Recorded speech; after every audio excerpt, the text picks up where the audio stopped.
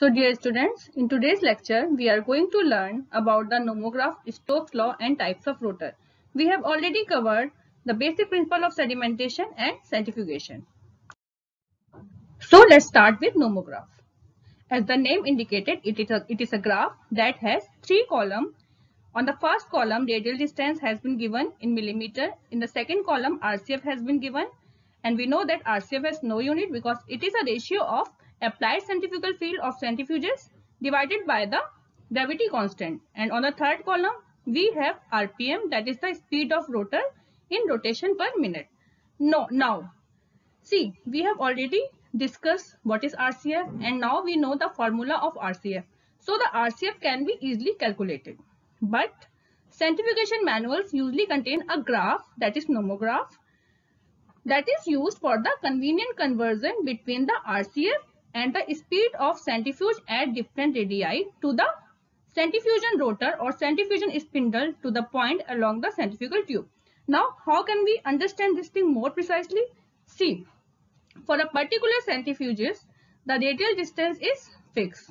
Okay, although this radial distance may vary from centrifuge to centrifuge because as we know that a centrifuge has is a device that has a central axis of rotation. Okay, and around the centrifugation axis, we have a bare hose on which we have to put our sample tube. So the distance from rotor axis to the sample tube will be the R or the radial distance. So we cannot change the radial distance for a particular centrifuges. Now the second thing is RCF. RCF for a specific biomolecules or for a specific particle is specific. Means if we know that the viscosity of fluid is so and so, right? And we have a biological mixture through which we have to separate the mitochondria. And we know that for the separation of mitochondria at radial distance of 50 is 80,000, right? Now, we have to set the speed of rotor through the knob that is already given on the device. So, how can we set or how can we know that on which rotor tube we have to operate our system? So, this is a graph. I already told you radial distance has been given. Suppose the centrifuge that we have for separation has radial distance of 50 millimeter. Okay, and 90,000 is the RCF that is required for the separation of mitochondria. So what will we do? We will just draw a straight line that cross this 50 and this 90 and on the third column this will intersect any point that is for the RPM. Now the point where this straight edge intersect the column of RPM is the required RPM to get the RCF of 90,000. I think this is clear to you. Now let's read. A nomograph consists of a three column representing the radial distance in millimeter, the relative centrifugal field and the rotor speed in RPM. For the conversion between the relative centrifugal field and the speed of centrifuge spindle in RPM at different radii, a straight edge line is drawn through the known values of two columns. Then the desired figure is read where the straight edge intersects the third column. Now, if you remember, when you derive the velocity of particle under sedimentation, you will get some equation through which you can say that the velocity of sedimentation depends on so and so. But these are not the only parameters that affect the velocity of particle under sedimentation, and this has been proven by Stokes, that is known as the Stokes law. And to explain this, the Stokes has given an equation that is V is equal to 2 by 9 R square within bracket rho P minus rho M divided by neta into G, where we know that rho P is the density of the particle, rho M is the density of the medium or the fluid, neta is the viscosity of medium, G is the gravity constant, R is the radial distance, V is the velocity, and what is 2 by 9? 2 by 9 is the shape factor for the spherical particle. See, so after deriving this equation, the Stokes law explained that In a suspension of biological particles, the rate of sedimentation depends not only upon the applied centrifugal field but also on the nature of the particle, its density and radius, and also the viscosity of the surrounding medium. The Stokes law describes this relationship for the sedimentation of a rigid spherical particle, and we have discussed the equation V is equal to 2 by 9 R square rho P minus rho M by theta into G. Now this is a numerical problem and you have to solve this numerical. The question is like a fixed angle rotor exhibits a minimum radius R minimum at the top of the centrifuge tube of 3.5 centimeter and the maximum radius R max at the bottom of the tube is 7 cm or 7 centimeter. Okay. Now, if the rotor is operated at the speed of 20,000 rpm, what will be the RCF at the top as well as at the bottom of the centrifuge tube? Okay, I am giving you 2 minutes or 3 minutes. Just solve this equation and tell me the answer. In the next slide, I will share the solution of this question. This is the solution of the question that we have discussed in the previous slide. The RCF may be calculated by using the equation 1.12 into 10 to the power minus 5 RPM square into R, where RPM is the small s or the rotation per minute. At the top of the centrifuge tube, the RCF will be 1.12 into 10 to the power minus 5 into 20,000 square into 3.5, and the answer is 15,680. We already discussed the RCF has no unit. At the bottom of the centrifuge tube, the RCF will be 1.12 into 10 to the power minus 5 multiplied by 20,000 square into 7, which is the radial distance at the bottom, and we will get the answer 31360.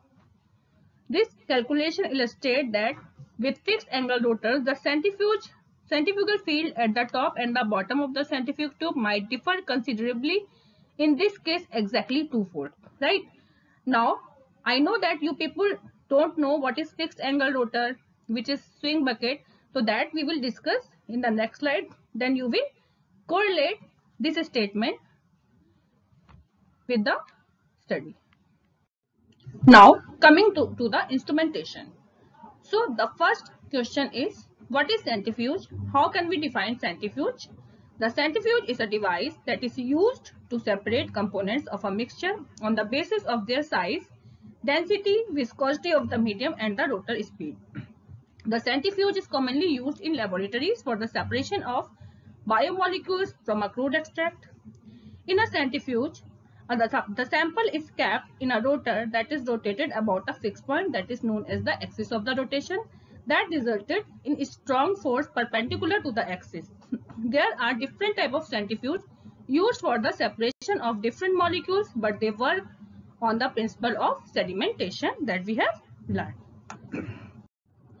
On this slide, I am showing you the design of the basic centrifuge.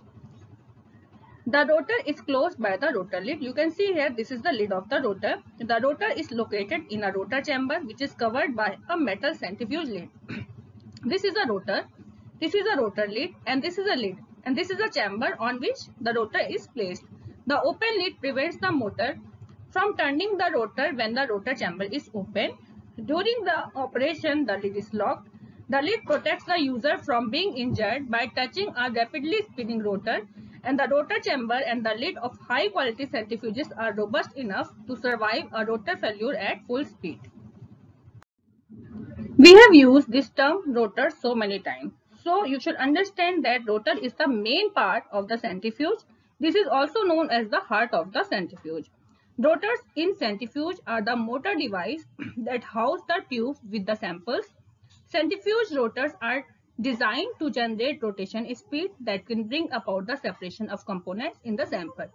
There are mainly 3 types of rotors used in the centrifuges: fixed angle rotors, vertical rotors, and swing bucket rotors. Now, what is fixed angle rotors? As the name indicated, these rotors hold the sample tube at an angle of 45 or less than 45 in relation to the axis of rotor. In this type of rotor, the particles strike the opposite side of the tube, where the particles finally slide down and are collected at the bottom as a pellet. These are faster than other types of rotors as the path length of the tube increases. However, as the direction of the force is different from the position of the tube, some particles might remain at the side of the tubes. You can see here on the picture, these are the different type of fixed angle rotors. You can see that these bare holes are tilted towards the axis of the rotation and this angle is either 45 or less than 45. What will happen? The particle which will at the top of the centrifuge tube will be near to the rotor axis and this will be the R minimum, whereas the particle that will be on the bottom of the sample tube will be far from the axis of rotation and that will be the R maximum. Now you can correlate this R minimum and R maximum that you have calculated in the previous numerical. Okay, so these are the examples of fixed angle rotors. The bare holes may vary in number. The angle may slightly vary, not too much. So this is the fixed angle rotor. Now the vertical rotors. The vertical rotors provide the shortest path length, fastest run time and the highest resolution of all the rotors. In vertical rotors, the tube are vertical during the operation of the centrifuge. You can see here these are the pictures of some vertical rotors. This is the axis of rotation and these are the bare holes on which we have to keep our sample tubes in a vertical position so that we can say that the angle between the axis of rotation and the sample tube will be 0 because the axis of rotation and the sample tube will be parallel to each other. The yield of the rotor is not as ideal as the position of the tube doesn't align with the direction of the centrifugal force.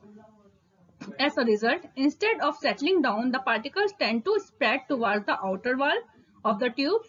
These are commonly used in isopycnic and density gradient centrifugation. Now, you have come up with the two different terminology, isopycnic and density gradient. This term we will discuss when we discuss the preparative centrifugation or the process of centrifugation. Okay, so these are the vertical rotors. Swing bucket rotor. Swinging bucket rotors hold the tube at an angle of 90 degrees as the rotor swings as the process is start. You can see here, this is a picture of swing bucket rotor. These are the tubes. Here we are calling these tube as a bucket. These buckets are joined at its top end but these are free at the lower end.